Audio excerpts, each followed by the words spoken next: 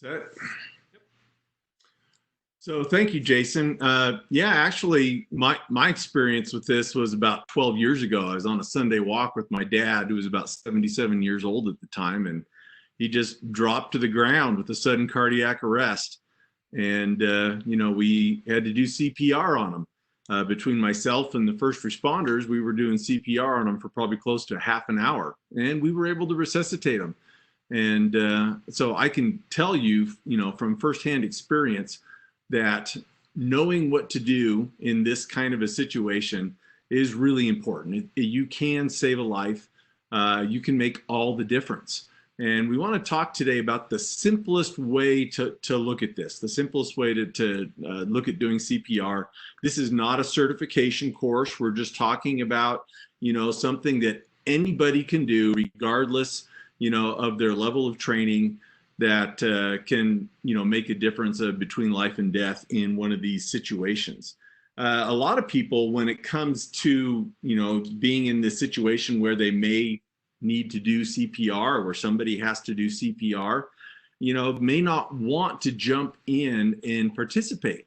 And several years ago, they actually introduced this concept of hands-only CPR. What they found out was that a lot of people, when looking at the prospect of doing CPR on someone, the thing that kind of, made them reluctant was the mouth-to-mouth resuscitation, those rescue breaths.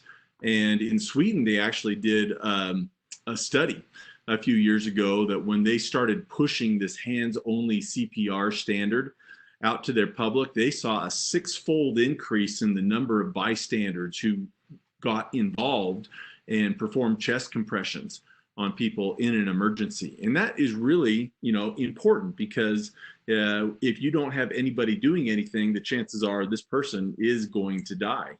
So why don't people want to jump in and help? A lot of people are afraid that they may pick up a disease, that there may be a bloodborne pathogen or something that they may get from this person's body fluids. And so that, kind of scares them, grosses them out. And so they don't want to do that. Sometimes people worry about that they may hurt somebody. If you think about doing a chest compression, obviously you think that could do some sort of damage, and it can do some damage. But nowhere near as much as not breathing does. Other people worry that they might make a mistake. I think it's really important to understand that, in these situations, there's both possible outcomes if you're doing CPR. Someone may, survive, or they may not survive. Sometimes if they survive, they may survive with some injuries, some brain damage, maybe even, depending on how long they went without oxygen.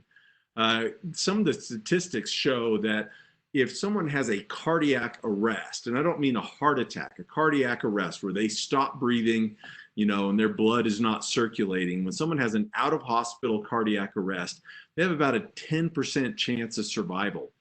And so lots of people I've talked to who have done CPR in the past kind of feel guilty that the person they did CPR on didn't survive. And it's important to understand that the odds are kind of stacked against you. Someone who has a cardiac arrest is not likely to survive anyway. In a best case scenario, we may have a 50-50 chance of saving somebody. So just remember that, you're not really, it's going to make a mistake that matters. You can make mistakes and still resuscitate the person. They can still survive. I made some mistakes when I did CPR on my dad. And I was able to catch those mistakes and correct them. But, the fact that I made some mistakes didn't hurt us, didn't make a difference. We were still able to get a positive outcome there. So, just be aware of the realities of the situation. Hands-only CPR has some benefits. There's lower risk of disease transmission. You're not putting your mouth on their mouth. But there's still some risk. Understand that there may be blood present. There could be other body fluids present. And if you get that on your hands, you need to be real careful not to do any hand-to-mouth or hand-to-face, activity until you get your hands, clean again after that. So you shouldn't be scratching your nose or, eating things while you're doing CPR, or until you've washed your hands after doing CPR. But it is a much lower risk of disease transmission if you're just doing the hands-only CPR. Like I mentioned, a lot more people are willing to get in and help with the hands-only CPR because, just doing the chest compression doesn't seem as icky as doing those rescue breaths. And you don't need any special tools. It's simple. There's just, that couple things that you need to do if you're going to do hands-only CPR. And we'll talk about those in just a second. It's important to be aware of the risks of injury for the person who's had the cardiac arrest. Now, number one, if they're not breathing and their blood isn't circulating, if you do CPR, there's a chance that that person may survive. If nobody does CPR, this person will die. It's a guarantee. 100% of the time, when people don't breathe, they die. And so, that's important to remember. Also, how long the person goes without oxygen to their brain is really important. If you're with somebody and they collapse, we want to get that CPR started immediately. If someone has gone 3 minutes, 3 to 6 minutes without their blood circulating, without getting oxygen to their brain, then there will start to be brain injury set in because of that oxygen deprivation. At 9 minutes, we start to see severe and irreversible, brain injury. And if someone's going 10 minutes or more without any oxygen getting to their brain, survival is very unlikely. There are certain circumstances like cold water rescue and some of these things where we can still have a successful rescue even with longer periods of time. But as a general rule, when you get up to 9-10 minutes, we're not looking at good positive outcomes from that. If we think about the response time of our paramedics, of our first responders in urban areas, and this is kind of a nationwide average, but in urban areas, average response times are about 7 to 8 minutes. And so if you're in the city, somebody has a cardiac arrest and they're down, and you call 911 and you're waiting for the paramedics to come and do something, by the time they arrive, we're already into that range of brain injury, if we do nothing. If you're in a rural area, then your response times, are likely double. They're 15 minutes or maybe even significantly more. So if you're far away from rescue, or if you're in a rural area, you better understand that waiting for, the first responders to come that's death. If you go 15 minutes and nobody's doing any CPR or anything, that person's not going to survive. And so it's important that we have bystanders who are able and willing to get in and do these chest compressions, because if you don't do it, that's the losing proposition for sure. It's guaranteed. So how do we do hands-only CPR? There's 2 basic rules for hands-only CPR. It's really easy to remember. Number one, if you have somebody who's not breathing and they're unresponsive, you call 911. It's the very first thing you do. If you don't call 911, help doesn't come. And so that's absolutely the first thing. Now, you may not have to call 911. If you're going to be doing the chest compressions and there's somebody else around, you can ask somebody else to call 911 for you so that you can get right into doing the chest compressions. Or you can hit the speaker mode on your cell phone and just set it down, and you can respond to the 911 operator verbally while you're doing chest compressions. But the first thing we need to make sure we do is get help coming. So call 911, and then you just push hard and fast on the person's chest. Sounds pretty simple, right? Call for help, push hard and fast. I do want to go into some details to help us understand CPR just a little bit better, to help us maybe do it a little more efficiently. But I want you to remember that no matter what, if you're ever in this situation, if all you remember to do is call 911 and push hard and fast on the chest, you are now creating a situation where this person has a chance to survive. And that's very important. So when we say push fast on the chest, a lot of people, in the past have thought, well, I'll just go as fast as I can. And too fast can make the chest compressions less effective, less efficient. It's good to have that chest compression rate be about 100 to 120 compressions per minute. So about every 2 compressions about every second. 1, 2, 3, 4, about like that. Some people will sing a song to a rhythm. Most songs, you're going to sing are going to be in that 100, beats per minute range. And so row, row, row your boat. If you're going row, row, row your boat, that's going to be about that right rate. You can also speak. You can just count your compressions. 1, 2, 3, 4. If you're counting to the compressions, likely you're not going to be going super fast when you're doing that. And so those are things that you can do to help keep you at that rate of 100 to 120 compressions per minute. So some other things that to get into some details about what is it we're really doing and we're looking for. First off, when you come across someone who is they're laying on the ground, or maybe they're slumped over in a chair, or maybe they're in bed, when we find them and it doesn't look like they're moving and we're wondering if they're okay or what's going on, the first thing we want to do is check for responsiveness and check to see if they're breathing. And we can do those together at the same time. We check for responsiveness generally by giving them a little shake and hollering at them, "Hey, are you okay?" And loud enough that if they were taking a nap, that it would wake them up. As you're doing that, you can put your ear down next to their mouth and nose, and you can listen for breathing. You maybe even might feel breath on your cheek, and you watch their chest, their abdomen, to see if their chest is rising and falling.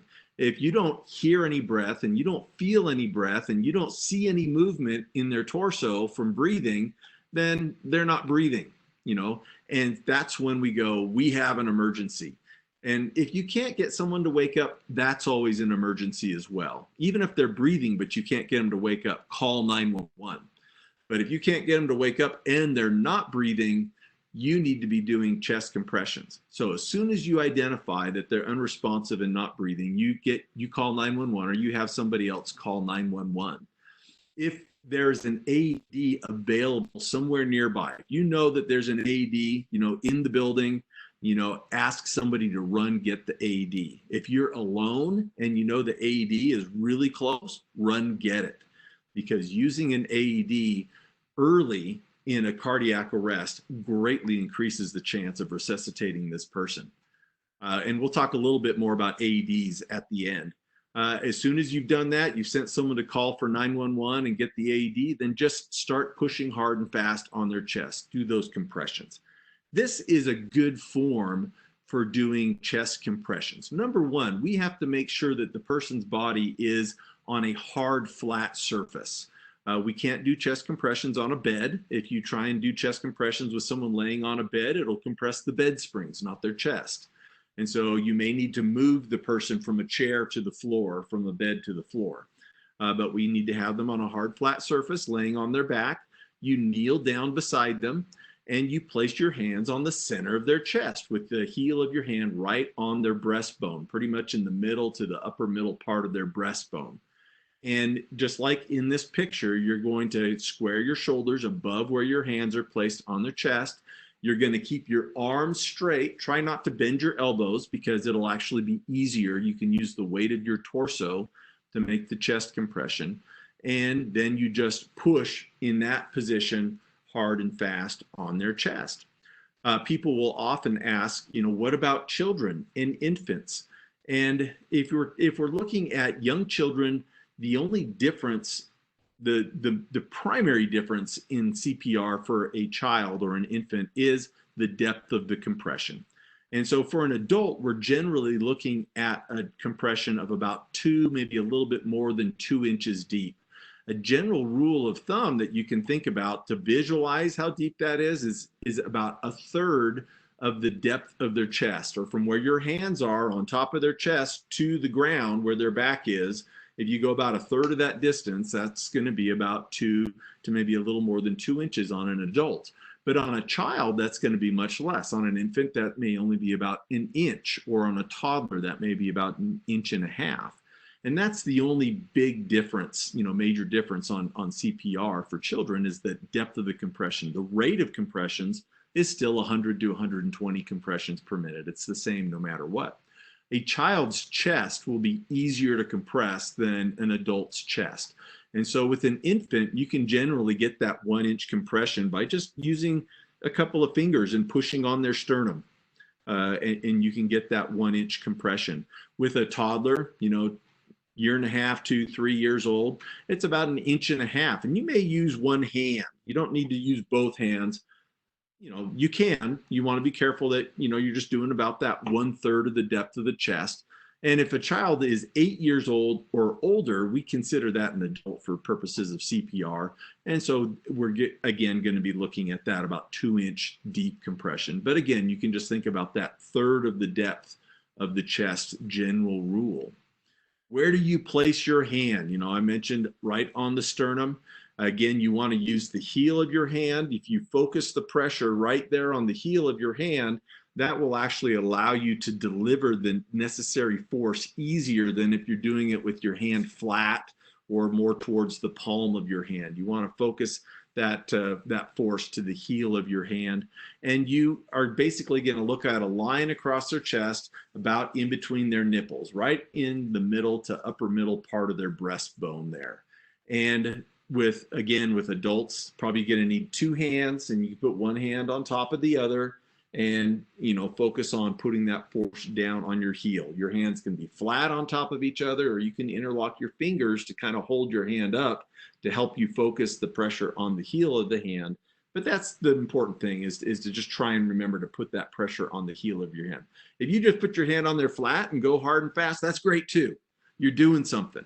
And it may be perfectly effective, if you're getting that depth in there. It's just fine.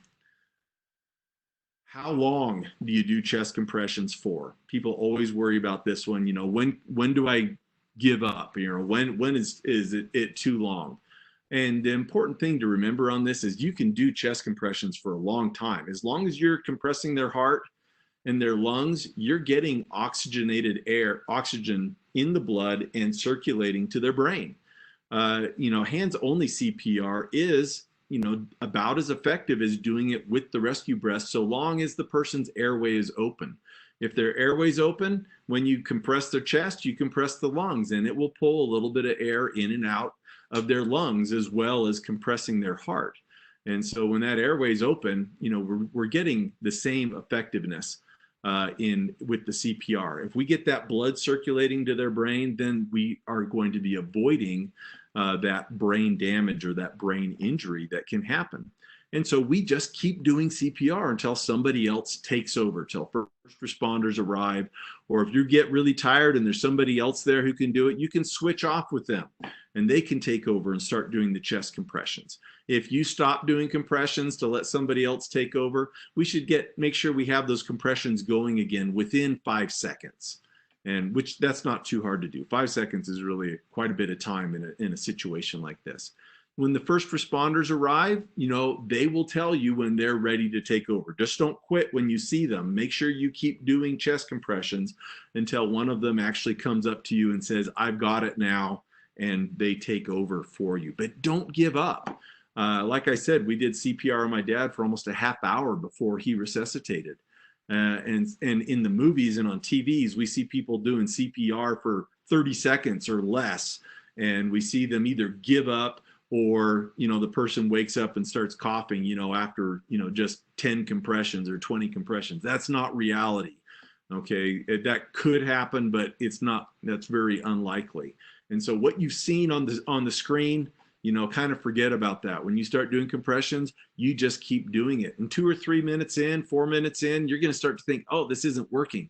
But I promise you, it is. If you're compressing their chest, you're moving their blood, and they are getting blood to their brain. And that's the important thing. Even if you don't see anything happening or getting better, that it is working if you're doing those chest compressions.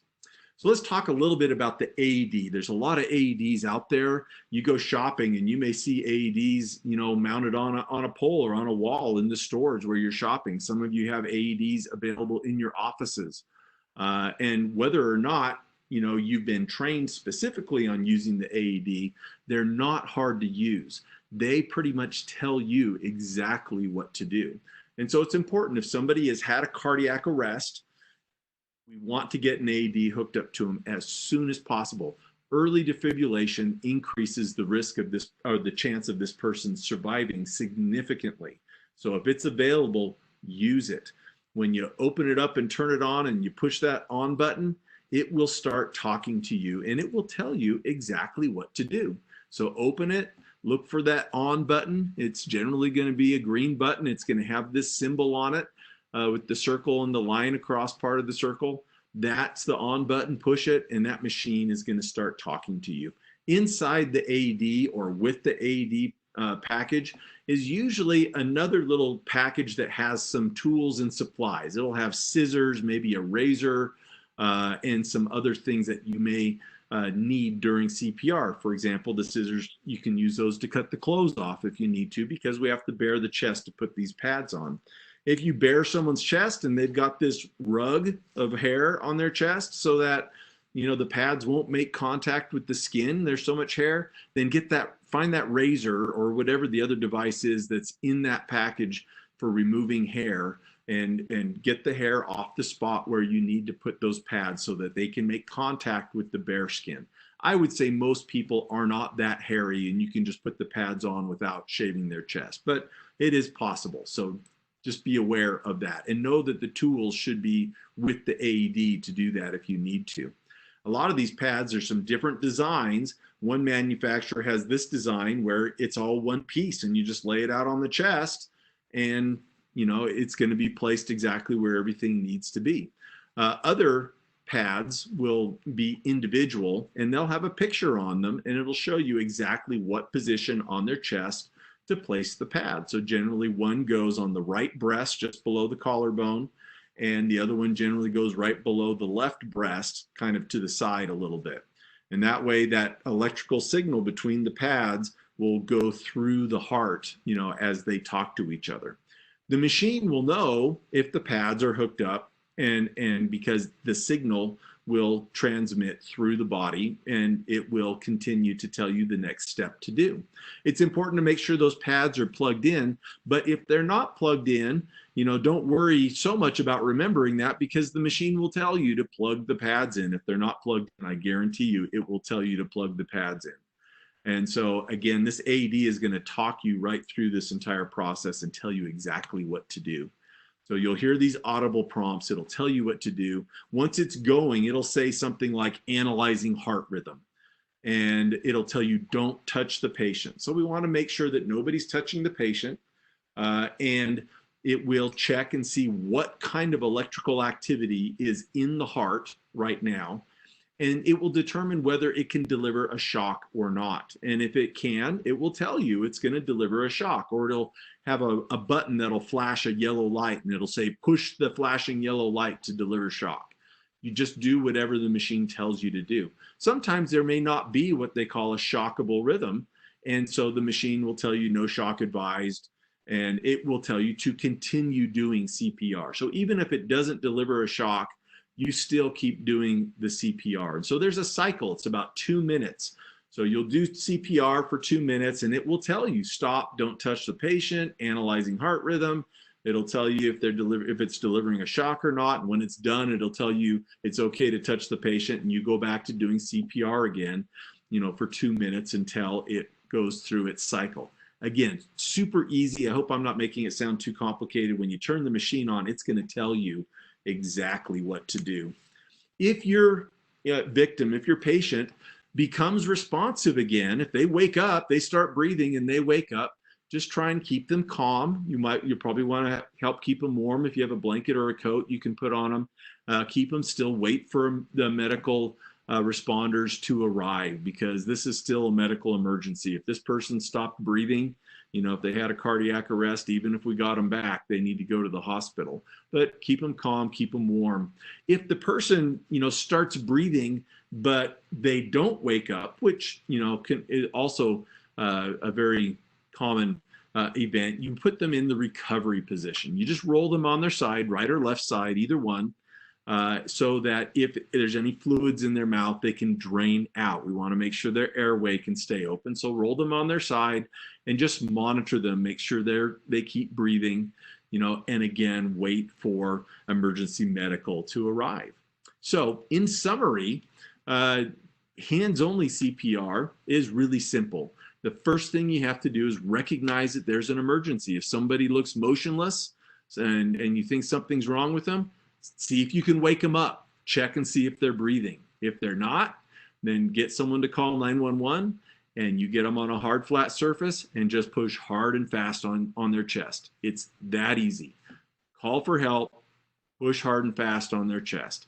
I hope the details that I went through will help you feel a little bit more confident, should you do this. And, if you are not certified in CPR, it's also a good idea because as part of the certification process, you get to have a hands-on experience with a simulator that will give you a good idea of what that compression feels like, how much force it takes to make that compression.